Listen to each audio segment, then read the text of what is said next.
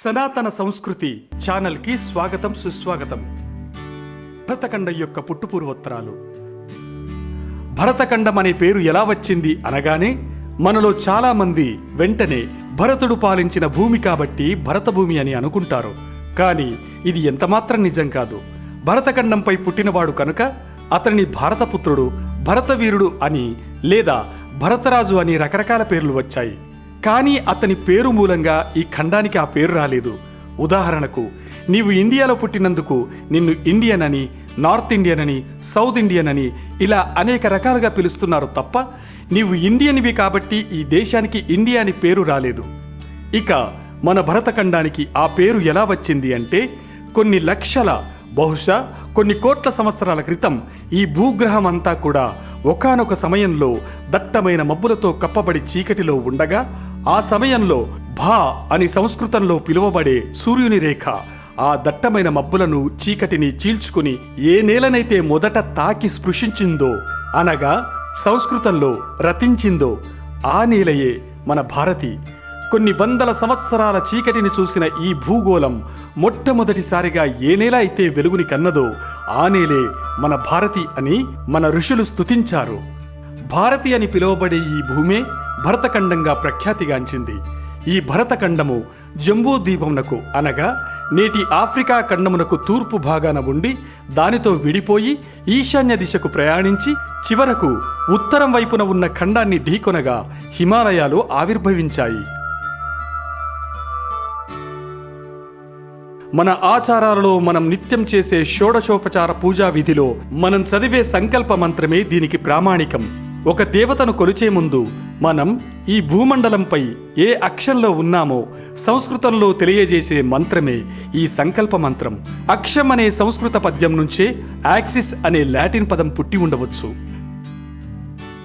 సప్తద్వీప వసుంధర జంబూద్వీపే భరతవర్షే భరతఖండే మేరు దక్షిణ దిగ్భాగే శ్రీశైలస్య ఈశాన్య ప్రదేశే అంటూ సంస్కృతంలో అర్చకుడు మనం ఈ భూమండలంపై ఏ అక్షంలో ఉన్నామో దేవతకు తెలియజేస్తూ తిథి, నక్షత్రం మరియు ఖచ్చితమైన కాలగడియలు కూడా చెప్పి సంకల్పం చేస్తారు.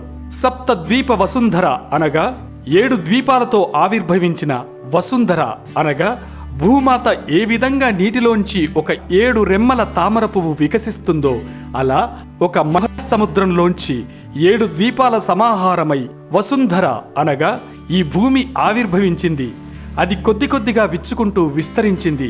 ఈ దశలో ఉన్న భూమినే మన జియాలజిస్టులు ప్యాంజియా అన్నారు.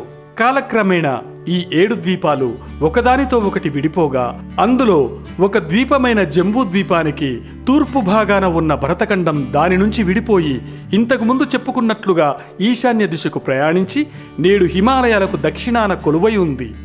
అయితే జంబూద్వీపానికి దిగువన ఉన్న ప్లక్షద్వీపం కూడా భరతఖండానికి దక్షిణం వైపుకు చేరుకోగా అందులో ఉత్తర భాగాన ఉన్న కుమారిఖండం భరతఖండం యొక్క దక్షిణ అంచుకు అత్యంత సమీపంలోకి చేరుకుంది. ఆ కుమారిఖండంలో అత్యంత ఉత్తరంలో ఉన్న లంకా పట్టణమే నాటి రావణుడి కాంచన లంక అనగా సువర్ణ లంక. అది అలా ఉండగా నేడు ఇండియాలో ఉన్న నిన్ను ఇండియన్ అని ఎలా పిలుస్తున్నారో నాడు భరతఖండంపై ఉన్న స్త్రీ పురుషులను సంస్కృత కవులు హే భారతి, హే భరత అంటూ పిలిచేవారు. అదేవిధంగా కుమారి ఖండంపై ఉండే స్త్రీ పురుషులను కూడా హే కుమారి, హే కుమార అంటూ సంబోధించేవారు. అయితే కాలక్రమేణా కుమారిఖండం మెల్లిమెల్లిగా నీటిలో మునిగిపోతుండడం వల్ల అచ్చటి ప్రజలు ఉత్తరం వైపుకు ప్రయాణించి భరతఖండంలోని దక్షిణ భాగంలోకి చేరుకొని అచ్చట స్థిరపడ్డారు. అందుకే దక్షిణ భారతదేశంలో కుమారి, కుమరన్, కుమార్ లాంటి పేర్లు ఎక్కువగా వినిపిస్తాయి. అదే ఉత్తర భారతంలో ఇలాంటి పేర్లు చాలా అరుదుగా వినిపించడం మనం గమనించవచ్చు. కుమారఖండంపై ఉన్న రాజ్యాలు నీట మునుగగా భరతఖండంపై ఉండే ఆనాటి రాజ్యాలు నేటికీ సజీవంగా ఉండి రూపాంతరం చెందాయి. ఆ రాజ్యాలన్నిటి గురించి మహాభారతంలో ఎన్నో శ్లోకాలలో చెప్పబడింది. అందులోని సభాపర్వంలో ప్రజ్యోతిష రాజ్యం గురించి మరియు భీష్మ పర్వంలో మ్లేచ్చులతో కలిసి కౌరవుల పక్షాన చీనా, నేప, యవన, కాంభోజ, గాంధార, శాఖ మొదలైన రాజ్యాలు పాల్గొన్నాయని చెప్పబడింది. ఇంకా ఎన్నో రాజ్యాలైన అంగ, వంగ, కళింగ, త్రిలింగ, ఆంధ్రక, మాద్రక వంటి రాజ్యాల పేర్లు ఎన్నో మార్లు ప్రస్తావించబడ్డాయి.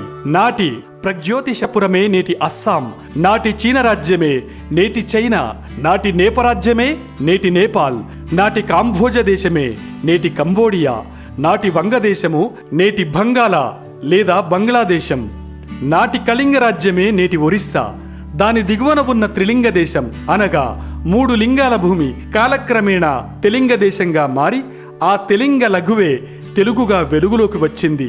నాటి ఆ తెలింగ దేశమే నేటి మన తెలంగాణ, నాటి ఆంధ్రకమే నేటి ఆంధ్రప్రదేశ్, నాటి మాద్రకమే నేటి మన మద్రాస్ మరియు తమిళనాడు. నేటికి తమిళనాడు అంచున ఉన్న ప్రాంతాన్ని కుమారి ఖండం పేరున కన్యాకుమారి అని పిలవడం గమనించగలరు. దాని సమీపంలో ఉన్న చిన్ని చిన్ని ద్వీపాలను కుమారి ఖండం యొక్క ద్వీపమైన ప్లక్షద్వీపం పేరులో ప అక్షరం మరిచి లక్షద్వీపం అని పిలవడం గమనించవచ్చు.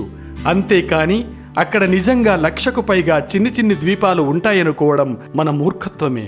ఇలా చెప్పుకుంటూ పోతే ఎన్నో రాజ్యాలు మరియు వాటి ఆనవాళ్లు ఆధునిక ప్రపంచంలో ఎలా మనుగడలో ఉన్నాయో మరొక ఎపిసోడ్లో కూలంకషంగా వివరిస్తాం. ఇప్పుడు మీరు తెలుసుకున్నారు కదా భరతఖండంలో ఎలాంటి రాజ్యాలు ఉండేవో మరియు మన భరతఖండం పేరు వెనుక ఉన్న అసలు కథ.